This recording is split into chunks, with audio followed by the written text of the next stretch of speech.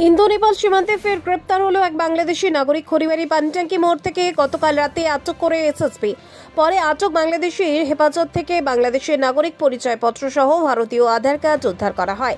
SSB সূত্রের খবর, ধৃত সীমান্তে দাঁড়িয়ে থাকার সময় গোপন সূত্রে খবর পেয়ে আটক করে তল্লাশি চালিয়ে গ্রেপ্তার করা হয়। ধৃত হেমল চন্দ্র রায় দিনাজপুরের বাসিন্দা। অবৈধভাবে ভারতে প্রবেশ করার পর আধার কার্ড বানিয়ে বাগডোগরা এলাকায় বসবাস করত ধৃত। এসআইআর চালুর ভয়ে নেপালের পালানোর আগেই কি গ্রেপ্তার ধৃত? সম্প্রতিকালে এসআইআর নিয়ে সীমান্তে এলাকায় কড়াকড়ি ও ধরপাকড়ের ভয়েই হেমল চন্দ্র রায় নেপালে পালানোর চেষ্টা করছিল কিনা সেই প্রশ্ন এখন ঘুরপাক খাচ্ছে।